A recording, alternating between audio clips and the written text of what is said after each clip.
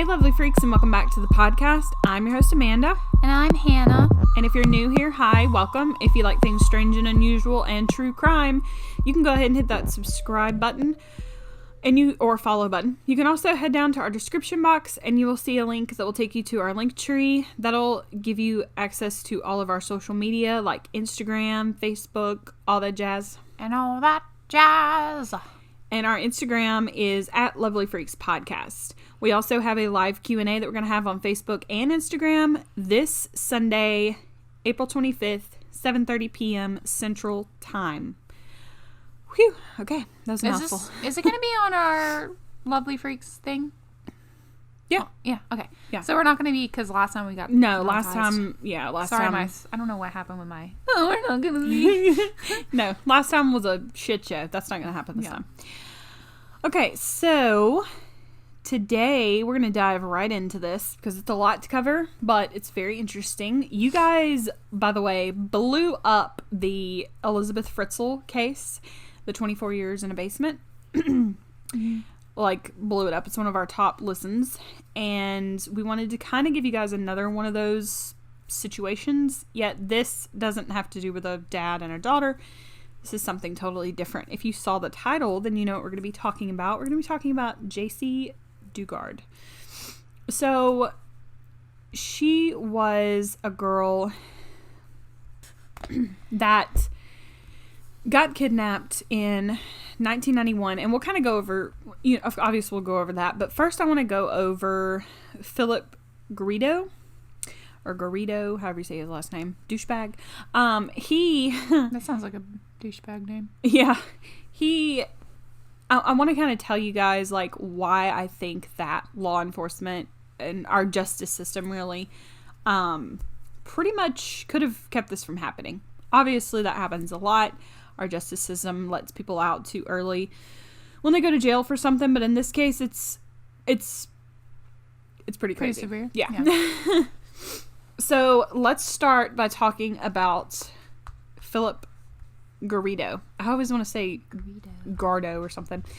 He was born April 5th, 1951 in California.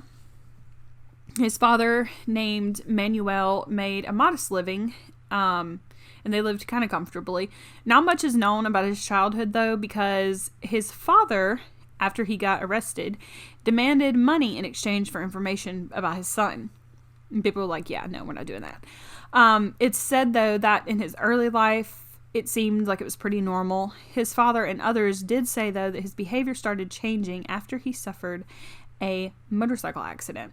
He became antisocial and a dangerous teen, which that's happened a few times, and motorcycle accidents or head injuries or something like that. I'm not sure what kind of injuries he sustained, but I know it was a pretty serious accident. He was a good boy before that's what his father said. He was a good boy before, but after he started taking drugs, and he went downhill from there. Despite this, though, he did graduate from high school in 1969. He embraced the rocker lifestyle, kind of like hippie rocker lifestyle, but it was transitioning into the 70s, so, he was in a psychedelic rock band. He wore a leather jacket, and, sorry, I don't know if they heard my husband, that was funny. He wore a leather jacket. He also grew his hair out long, so he was like, rock and roll Hippie guy. kind of vibe? And his, he wanted to be like a rock and roll legend. Oh, a rock and roller, okay. So, at 18, he had a girlfriend named Christine, but he would, I saw reports where some things said that he would rape her, but then other things said he wouldn't. He would just beat her regularly. So, one or the other. He was an asshole to her.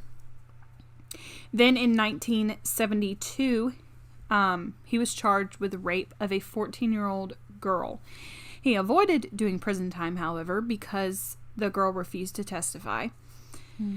But during this time, he also was like one of the busiest drug dealers in Contra Costa County, which is where he lived, and that's where he grew up. So even if they didn't get him for the 14-year-old girl, they could have possibly got him for drug charges if they would have just done a little digging, I guess. Yeah. Whatever. After the charges were dropped, though, he married Christine. She actually married him. Wow. Yeah. And they moved 185 miles to South Lake Tahoe. Lake Tahoe. Tahoe? Tahoe. Tahoe. Oh. Tahoe. His wife, she started working as a card dealer at Harris Casino. Mm-hmm. And Phillip was kind of a piece of shit. Like, he just pursued his rock and roll career and did a lot of drugs, coke and LSD, while she worked her ass off to support them. Douchebag. He would also spend his days masturbating for hours in front of the window, watching the elementary girls cross the street to, like, get on their bus stop. If I came in and my husband, I would I don't think she beat knew, him. but yeah. But if I found out, ugh. He eventually started following a woman around this time. He then decided that he was going to do something with this woman. He was going to kidnap her and rape her. So he rented a warehouse in Reno, about 60 miles south of where he was living. He fixed it up with surround sound. What the fuck? Soundproof walls, which he actually just used like thick mattresses. Whatever. No, it was rugs. It was rugs. He used rugs. Does that work? I don't know. So he brought a mattress, satin sheets, bottles of wine, and a huge collection of pornographic magazines. Every woman's dream. After he finished setting everything up, he took 4 tabs of LSD. Then he attacked the woman he had been stalking. However, he was so drugged out of his mind that he couldn't, like, hold her, and she just kind of fought off and got out of it. He was pissed about this, and after this, he drove to the casino where Christine was working.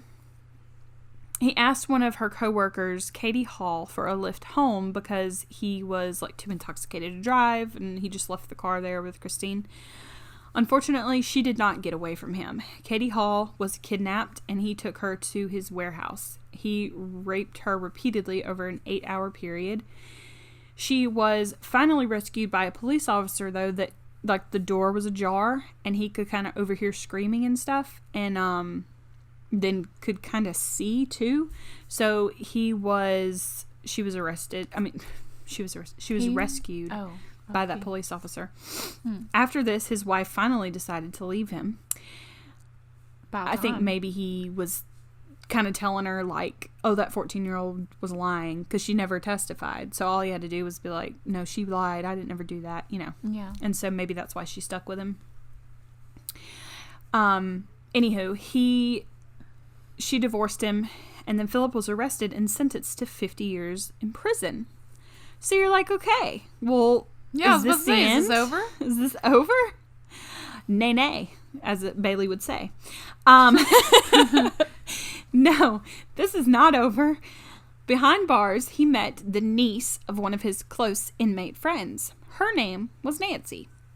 In 1981, the two were married with, like, the prison chaplain married them, because you can get married if you're in prison. He was studying psychology and theology from the prison library, and he also was having conjugal visits with his new bride, Nancy. Nancy was a Jehovah's Witness, and he seemed to become, like, super interested in this religion. His extreme devotion, this is fucked up, his extreme devotion to the religion is what helped the prison psychologist determine he was no longer a threat to society. And in 1988, he was granted parole, but was a registered sex offender, and he also had to see psychologists on a regular basis, and of course he had to see his parole board. But yeah, they let him out. He only served 10 years, by the way, of his 50-year sentence. My God. For raping a woman repeatedly, buying a warehouse to they just let him go. Make this chamber. Yeah. Wow. All because his religion was so intense. That is ridiculous. I mean, Jeffrey Dahmer got saved before he died, and people still were like, yeah, he wasn't. But he needs to stay there. People were like, you don't know if they're lying just to get like a Exactly. good rap or something. Like, don't do that. That's disgusting. So, Disgusting? yeah, that's the beginning of. Sorry, I thought that it stopped there for a minute. I was about to have a panic attack. Our recording. Oh, yeah. So anyways, that is the beginning of Phillip and like his life. Now we're going to come to The second part after he got out. yeah, after he got out. Jaycee Dugard, who was born May 3rd, 1980. Mm-hmm. Her parents were Mom Terry and stepdad Carl. She also had a sister named she also Sorry, I was thinking about Walking Dead. Cool. She also had a sister named Cheyenne. I don't know if her dad was in the picture. I saw she did an interview with Diane Sawyer, and this is like where I got my information, plus I got it from a bunch of different books. So anyways, in that interview they mentioned that her dad wasn't really in the picture, so I guess not. But she had her stepdad.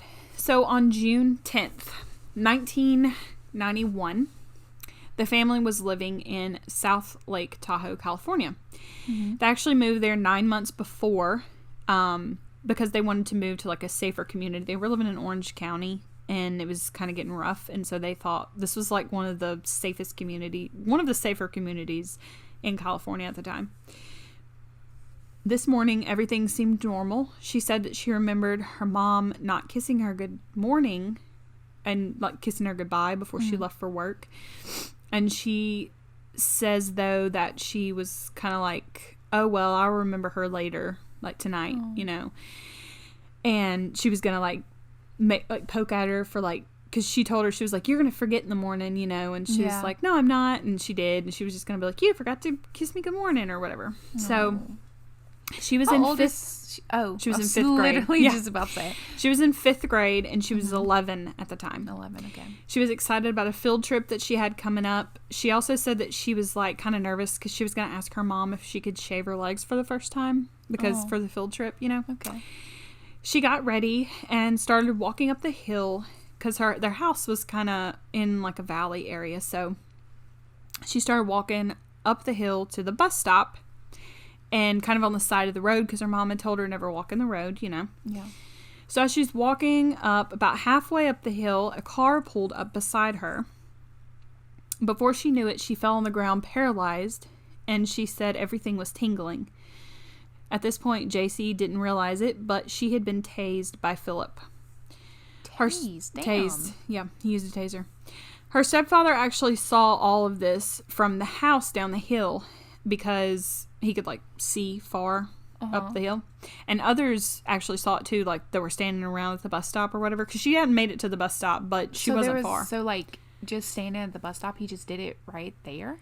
Yeah, before the bus stop, like in the middle of the bus stop. There's still so many people around. Yeah, he's got some balls to do that. Yeah. So her stepfather was in the yard, I think, so he like jumped on a bike because that was the closest thing to him, and he didn't have his car keys in his hand. He starts taking off as fast as he can, but he didn't even like have a chance. He didn't see the license plate because they just kind of like tased her, like put her in the van, put her in the car, and then took off. Or the car, yeah. So he couldn't reach them. And he said in an interview, he said, quote, "I wish I would have had my keys in my pocket." End quote. Phillip was not alone in the car, though. His wife Nancy was with him. Nobody was able to make out a license plate because it was so fast, and there wasn't a lot. There was like kids standing around at the bus stop, so you know they don't think to look for a license plate and all. Yeah. Even the adults that were there. This is in 1991, and this is not something that happens every day. Nowadays, we would be like fucking memory lock on a license plate, car, color of their hair, like we'd know it all, because we watch so many true crime nowadays, but a lot of people didn't have that and they didn't understand that. And they didn't, and in 1991 this was not a common thing. But after this, in the 90s, there was a lot of girls that were getting kidnapped. Like, you know, her, Elizabeth Smart, all those different people. So, where was I? So she got kidnapped. Nancy, his wife, she is the one who actually found Jaycee. She said that this was like a gift for him. She's picked out. She picked so her. she's She a picked part her of out. this. Oh yeah. Wow. She's a part of it. How do they find these? How do you find these people? I don't know. I can't get it. Jaycee, however, didn't really see her a lot. Like, she didn't see her until because she was passed out in the car, so she didn't see her for a while, and we'll explain that later going forward. They lived back in Contra Costa County. I love saying that. I don't know why. And that's where they took her. So they took her 3 hours away from her house in a different like city, county, whatever. When they got there, Phillip escorted her to the backyard with a blanket over her head, and she kept telling him like over and over, my parents don't have enough money for ransom, because she thought that's what they were wanting. Yeah. Because that's kind of the only thing at the time that she knew kidnappers would do. He took her to a shed that was in the backyard. There was nothing on the floor except for a pallet, and he stripped off all her clothes. He put fuzzy handcuffs on her, and he told her that they were the more comfortable ones, so that's why he did that. Whatever. Then he left her there. In the backyard, they had like a whole bunch of shacks and sheds and tarps. Like, it was, we'll put some pictures up, but it was really strange. I would have thought it was like a meth lab, honestly. The shed she was in was like kind of soundproof, and he told her, if you try to leave, there's attack dogs outside the doors that will attack you, which there wasn't, but he told her that. He then brought her in the same day. I think it was the same day or the next day. He brought her into the shower with him. I saw some things that said he raped her in the shower, but some things that said he didn't. So I'm not quite sure, but I don't think he did. When I watched the interview, she said that she just saw his naked body, and she had never seen a naked man for the first time. He told her that he was like a sex addict. Yeah. And something was making him do this. She stayed handcuffed for months, and he essentially used her as like a sex slave, because a week after, I skipped that part. A week later was when he raped her for the first time. Okay. So that's why I'm saying I don't think he did that in the shower, because she said that was the first time I had seen a naked man's body. And then a week later, he brought her like a milkshake to try to like coerce her into being comfortable, and then he raped her. She stayed that's the part I missed that part. She stayed handcuffed for months. He also told her he was doing this to her so that way he could keep other little girls safe from himself. Yeah. Stop. She's not gonna like you. Yeah. Sir. Just stop. Okay. She didn't have much human contact those days. What's crazy is that 3 days before he abducted Jaycee. Did I say Jaycee? Jaycee. Sorry. Yeah. I always want to say Josie. I was wondering. I was like, who's Josie? Who's Josie? Jaycee. He saw his psychologist 3 days before. And then he saw his psychologist 4 days later. And apparently there was nothing off about him that the psychologist reported. Nothing to say. I thought you were going to say, like, he told him. No. Didn't do anything. I was like, oh my God. But there are people that don't do shit in this. We'll get there. Okay. She had no water or food unless he brought it to her.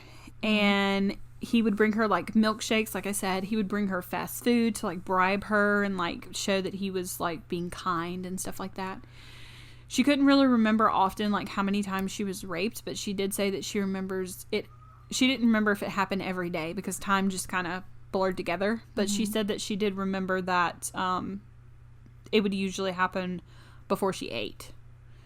Like, he would do that and then feed her whatever. Like, give her, like, as a prize afterwards? I guess. I don't know. He's crazy.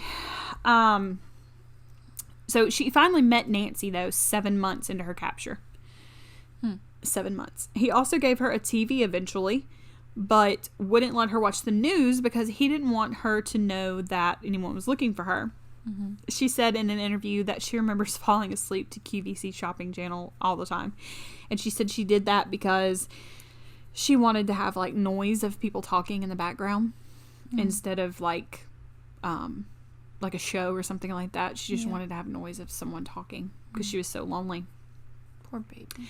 Her mother, Terry, meanwhile, was searching for her diligently day and night. She started a foundation to find her. She quit her job, and she even had some friends quit their jobs as well to, like, help run this foundation. They set up hundreds and thousands of flyers all over the country, all over California. They even wrote a song for her, and they played it on the radio. I don't remember the artist they got to sing it, but they played it on the radio. Her mom said the reason why she wrote the song was because she wanted her, if she ever heard the song, she wanted to know that they still loved her and they were still looking for her. Yeah. And she said if the captures had a heart, maybe they would hear the song and let her go. Or whatever the situation was going. They don't. In the book that Jaycee wrote, it's called A Stolen Life. Really good book. She talks about her and her mom having a special thing with, like, the moon. Her mom said that she liked the crescent moon and Jaycee liked the full moon. So when she would look at the moon, she would think of her mom. But little did she know, her mom was actually looking at the same moon almost every night too. Because she had a window in her shack and she would look out at the moon. That is so cute. I know. It makes me want to cry. But I'm going to keep it. After a month and a half, he finally moved her to a larger shed on the property. Phillip told Jaycee that he heard voices in the walls, angels and demons, and he was like the chosen one that was supposed to save the world. He would go on drug binges for days, doing meth, coke, whatever. And during this time, he would dress Jaycee up. I never really understood this. I don't know if he dressed her up as like a little, like in little girl clothes. I think maybe he just dressed her up in like different scenarios. Like I don't know. Fetishes. Yeah. Like what am I thinking of? Cosplay? No, not cosplay. just different things. Kinks. So and stuff, yeah. So he would also make her like role play. In. That's what I was thinking. Yeah. Sorry. He would also like make her lean in on the walls and like try to listen for the voices, which I'm sure she was like, yeah, sure, I hear them. After he would rape her, and then he would actually, after he raped her, almost every time, she said in the interview, that he would cry and apologize and say that the demons were making him do it. He's just crazy. Even Nancy would apologize as well. What? And what's crazy is later on they find this footage where Nancy was supposed to be recording him play the guitar in a park. Yeah. Like, because he's a big time rock and roller, whatever. And meanwhile, he's playing the guitar and singing, and he's like, do you have a good picture of me? And she's like, yeah, I do. But you can see in the background that she's zooming in on kids at the park. Like different, I don't know, people they're going to take eventually. I have no idea what that was about. Oh, they're crazy. Cuckoo for Cocoa Puffs. Yeah. So, they eventually gave Jaycee a journal, which she documented her life in, like her day-to-day life. She also talked about a spider that became one of her best friends that lived in the window. She said it gave her something to do, like the journal. They also started bringing her kittens. They gave her 3 kittens, and they told her that they were super expensive to make her feel like, oh, they actually spent all this money on me, you know. Assholes. Yeah.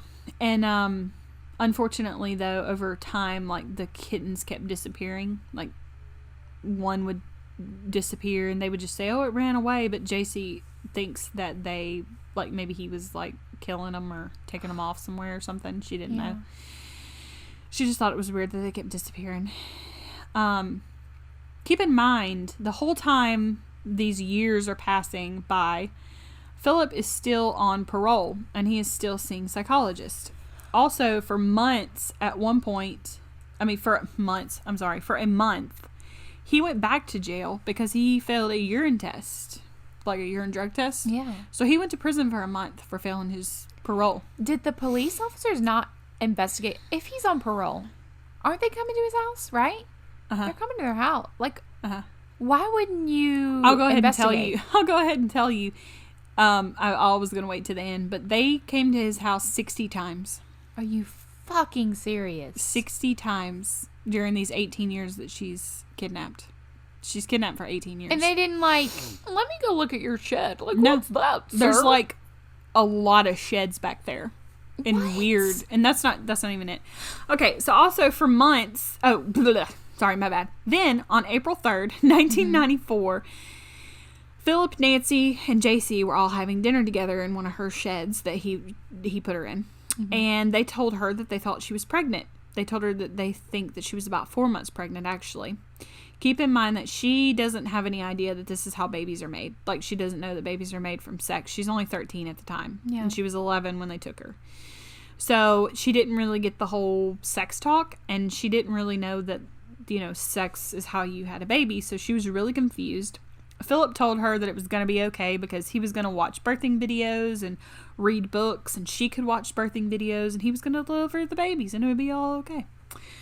So on August 18th, at 14 now, because she turned 14 in May, she started having contractions in a shed by herself, all alone at age 14. It was hours before they actually came in and saw that she was in labor. The baby's cord was actually wrapped around his neck, and Phillip had to reach in, wrapped around her neck, because it was a girl. Yeah. Phillip had to reach in and, untangle the cord. So there was slight complications, and it could have been life-threatening if he didn't react, Yeah. Not that he's a hero or anything. I'm just saying, if you would have actually not done it or been at a hospital. Then finally, she gave birth to her first baby girl named Angel.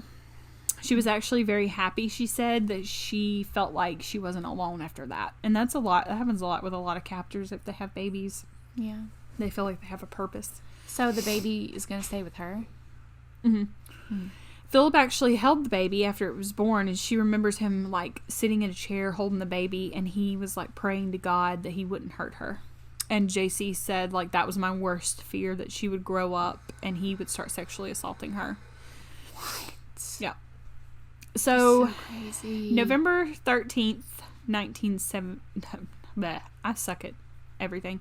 November 13th, 1997. She had her second daughter, Starlet. I love that name. Scarlet, yeah. Starlet. Oh, Starlet. Starlet. Starlet? Yeah. Starlet. I do too. Yeah. Starlet. After the kids were born, he built a wooden fence, a wooden privacy fence around the property. So she had never been outside. From the time she was captured to she's now how old is she? Oh gosh, 15? How old is she? She's 14. I don't know.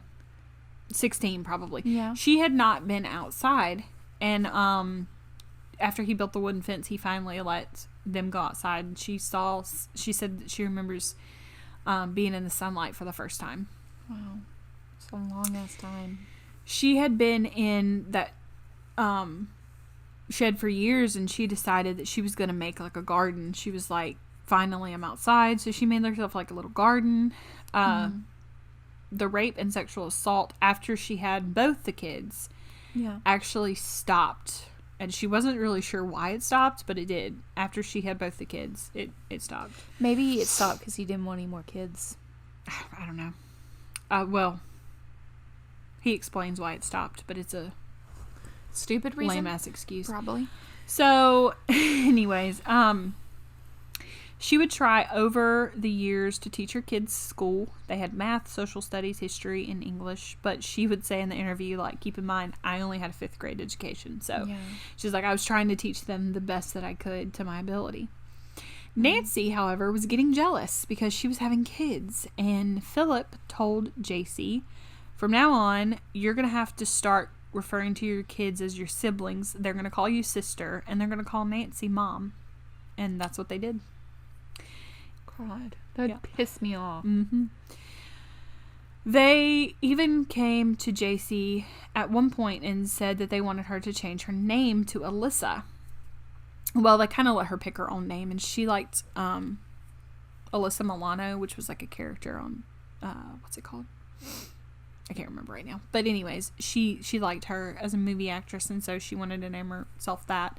But they wanted her to change her name because he had like plans to eventually not let her, let her out essentially and like kind of live a normal life, I guess you could say. Like under his rule still. Yeah. So in 1999, at age 19 now, the whole family goes to a festival.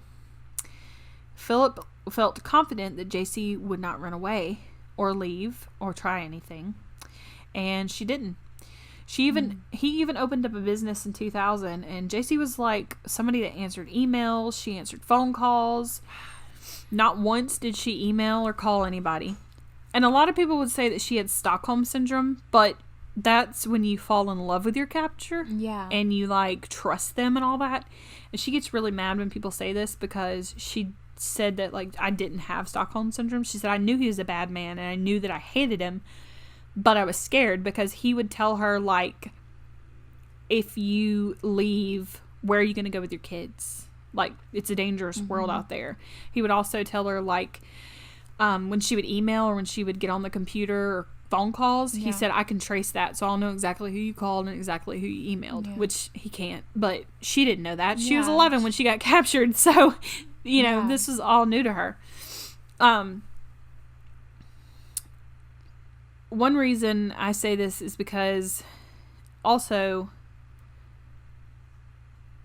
she thought that nobody was looking for her because she wasn't allowed to watch the news. And she thought that nobody cared.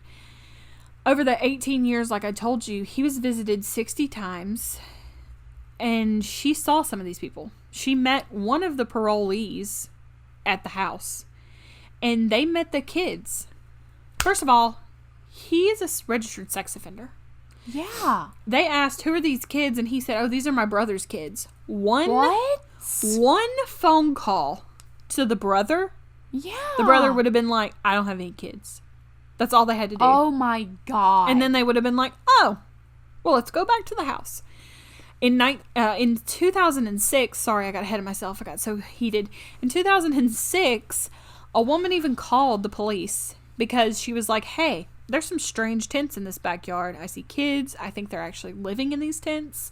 They're running around. I don't know what's going on. The officer showed up to the house, didn't bother to go to the backyard. Oh my God. And stood on the front porch. I don't know what the hell they talked about, but he stood on the front porch, talked to Phillip, and then left. Oh my God. I can't.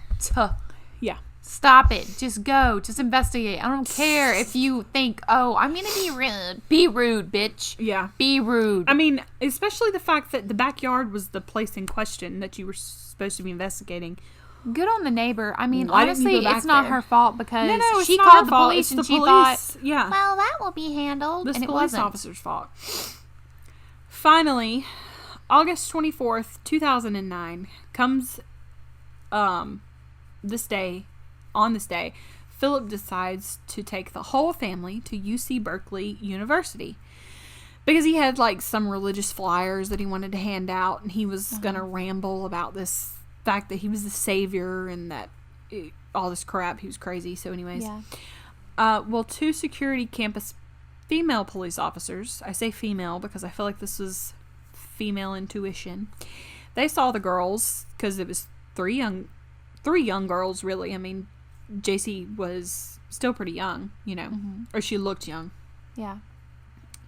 So 3 girls, and they said that she wasn't giving them like any signals or anything. She wasn't like, you know, looking over at them like, help me. Yeah. But they just said something felt off about it. So they go over to him and they like pretend to be interested in his babbling bullshit, and they were like, hey, what's your name, you know? He gives them his name, and then they look up his name later on and they realize that he's a registered sex offender. So the next day he was supposed to have like a scheduled meeting with somebody because he wrote this paper or something, I don't know, about religion and all this shit. So he goes back up there, and the officers took him into custody at this time because he had violated his parole, or they said that he had violated his parole. Yeah. She then phoned the parole board. Of course, it took them like forever to get there, and they didn't get in any hurry. But meanwhile, Jaycee was at first telling them, you know, they were like, is everything fine? Are you okay? Is anything wrong? She was like, no, nothing's wrong. I'm fine. My name's Alyssa, you know, over and over. Meanwhile, in another room, Phillip was the first one to confess, actually, to everything and told them what was going on. Mm-hmm. Wow. Then Jaycee said that she didn't want to say it out loud because she was too scared to tell them her name, but she would write it on a piece of paper. And she finally wrote the words, Jaycee Dugard. Mm-hmm. The police were in shock for a few minutes because they remembered that this was the girl that had vanished 18 years ago. Then, a few minutes later, they asked her, they were like, do you want to call your mom? To which she replied, I can call my mom? Like, question mark? Yeah. Like, I couldn't imagine. She was like in amazement that she could actually call her, talk to her, you know, all that. When they called her mom, they told her, you know, we found her. And she said that she was like shouting, you know, they found her. And Jaycee could hear her in the background. And she said her and her mom were crying, you know, and all this stuff. And she said the only thing I could tell her was that I've got 2 babies, you know, 2 kids, you know. And she was like, her mom was like, okay, you know. Yeah. Her daughters were 11 and 15 at the time, so. Jaycee said she wrote in her book and told all about all this. So I didn't put too many details in there because I want you guys to read her book. It's really good. But she said, quote, why not look at it and stare it in the face? Survival is your strength, not your shame, end quote. She said the only part that still haunts her to this day is the sound of a deadbolt, or hearing like a deadbolt sound in her head, like locking, because she remembers that that's what it sounded like when he had locked the shed. She also said that a squeaky bed is really triggering too, and like it's a haunting sound because that's like the sound of the squeaky bed whenever in her room and stuff. Yeah. Phillip was sentenced to 431 years to life in prison, and Nancy was sentenced to 36 years to life. So she got a lighter sentence because she like gave a plea deal or something. They told everyone in court, and their defense was they didn't really have a defense, but their defense attorneys said that in 1997 was when they both found God, and after that was when they dedicated their life to taking care of Jaycee and the children. And that's when like the sexual abuse stopped. You remember I told you? Yeah. So that was... What? Yeah. Like, well, then let them go, you... I can't. Yeah. That was their thing. Wow. They didn't let them go because they... I don't know. Just let them go. Or just never kidnapped the girl in the first place. How about that? God almighty. So, yeah. That's the story of Jaycee Dugard. So, the crazy thing about it is that, in one of the videos you can see, and you can watch the Diane Sawyer interview with her, and I think it was ABC News, I want to say. I don't remember. Anyways, they did this whole thing on the fact that the parolees, the parole board, never went to the backyard. Never, like, they were supposed to conduct searches of his house every so often. Especially the police officer who was called. That is ridiculous. And they never did that. The California, California state, they gave her $20 million to compensate, you know, for something because of the way that the lack of investigation was done. Their job. Caring? I think it's crazy that the psychologist never, like, I guess he never had any red flags come up. Yeah, like, but, oh yeah, by the way, I've got a girl in my backyard. Did you like, ever say I have a shed? Like, why do you have a shed? You know, like... No. The sheds were very piled with things. Like, if you were to, like, look in the shed, you would just think it was a normal shed. But in the back was where her bed was and all this other stuff. So, could he have been like... Could some of them went to the backyard and looked and just not went further enough? Probably. But also, there was deadbolts on the shed doors. There were multiple reports of little kids, you know, playing in the backyard. That area, yeah. You and think the they fact would that, investigate. Yeah. The fact that he told one... The thing that gets me is he told one of the parolees, oh, that's my brother's kids. Well, first of all, you're a registered sex offender. Where the hell is your brother? Yeah. Second of all, let's call your brother up. Yeah. And then your brother can verify, oh, yeah, those are my kids. Which his brother didn't have any kids, and his brother would have said, no, I don't have children. Kids. Yeah. And it would have been over with. Yeah. These people not being... I'm so tired of people like, oh, well, I don't want to be rude, even though he's really fishy. If you have that feeling and you're like, be rude, who gives a shit? For sure. Be like, hey... Also, can we talk about the fact look deeper that in your shed? This should have never happened in the first place, because the douchebag should have served his sentence. 50 years. Oh, yeah. Yeah. And this would have never happened. I mean, straight up, he should have served it. I will say, like, please pay attention to your kids. This is way worse than it was back then. Kids getting kidnapped left and right constantly. Sex trafficking is a huge deal. Also, just remember that, you know, I tell my daughter, she's 7. She stays by me constantly. I don't even let her go in the front yard by herself unless somebody's out there, like me or my husband or my son. But even my son, like, I tell him, you know...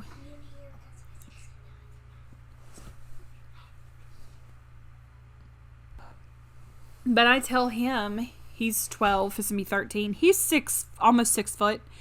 So, I mean, he's a big guy. If anybody was to, like, tackle him, they'd have to take him out with, like, a taser or something like that. Yeah. But I do tell him, you know, it's possible somebody could take you out with a taser or anything. And you just never know. And it really scary world out there. But, you know, don't feel bad tracking your kids' phones. I do that with my son.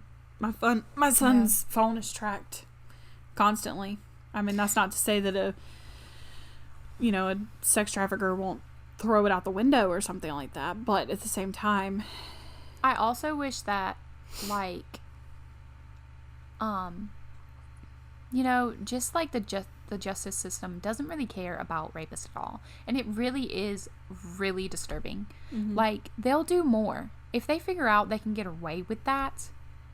They just let it happen, and then they're like, oh, they think, okay, well, I can do more. It's been proven many times. Like 5 years, 10 years. Yeah. Except for here.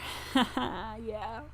We had a guy, I'm not going to say where I live, obviously, but the city that I live in Mississippi, he broke into a house. This was months ago. This was like last year. Yeah. He broke into a house. He raped 2 little girls, beat up the grandma. When he got arrested,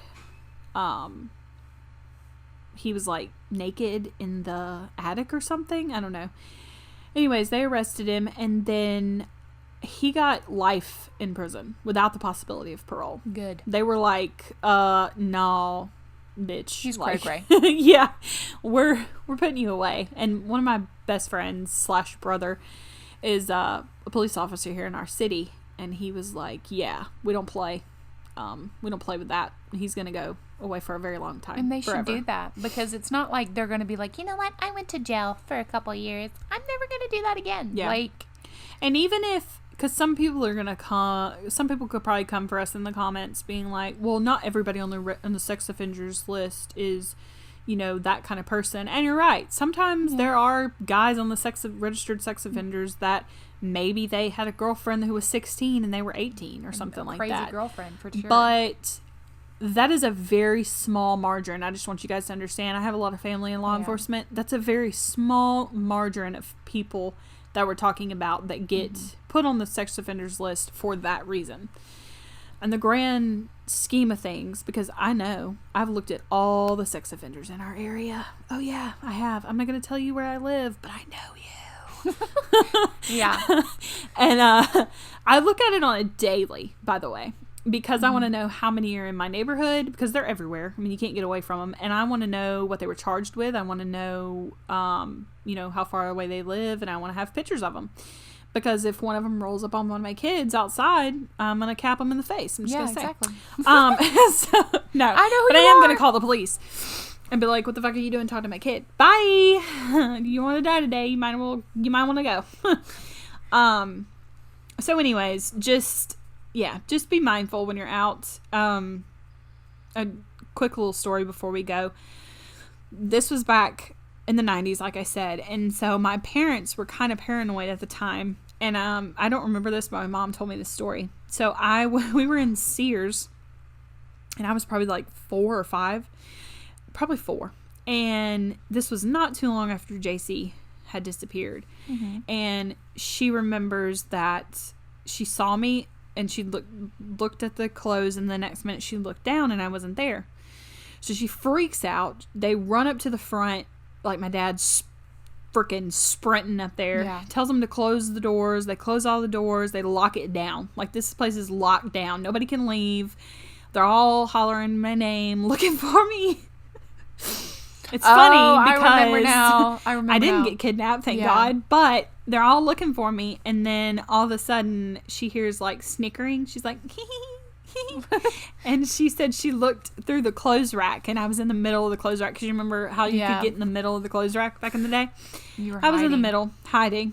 Yeah. And she wanted to beat me to death, but she just like hugged me. I was like, I'm so glad, freaking out, So So pissed. I would like, have you little shit. died. I have never lost one of my kids in public, but I think it was my daughter. At one point I thought she was like in her room, but she wasn't in her room, and she was outside in the backyard, but I didn't see her because she was like around a bush, and we have a fenced in backyard, so it's fine, but still, like, I didn't see her. Mm-hmm. I went outside. I came back in. I went to the front. I didn't see her. I went to, I looked under her bed, her closet, everywhere. And it wasn't her fault because I didn't say her name when I stepped out. But I couldn't find her, and I was freaking out. Like, I don't know if you've ever almost thought you lost one of my kids. I don't know. You're their aunt, so maybe. I think maybe Isaac one time when we were younger, when I was babysitting. So you just, your heart sinks to, the very bottom of your toes, and you, all these scenarios run through your head, just I remember one time craziness. at the cabin, we were trying to find Isaac, and we didn't know where he was, and he was really young, and Dad was running to the water. And remember that? We were all looking for him, and then he came out, and he was like, what are y'all doing? Oh, Dad was legit sprinting to the water. Yeah. He was actually... He was down there with Daddy working on something, not near the water. He was he was older. He was probably 6. Mm-hmm. And Daddy thought that he went fell in the water at the cabin, but he was under the house where he was when he was working with Dad. Yeah. He was like, "What are you doing?" I didn't go nowhere, So yeah. Anyways, that's our story. We're done. We're done rambling. We're done. But we hope you guys enjoyed today's episode, and go ahead and give us a comment down below, please. Please comment and give us a review on Apple, because that really helps us out when you guys review us. They've probably already turned this shit off by now. Probably. But hopefully not. Maybe not. If you guys made it all the way to the end, let us know. Okay. Yeah. So we'll see you guys Sunday. Don't forget, live Q&A. Be there or be square. All right. See you guys later. Bye. Bye.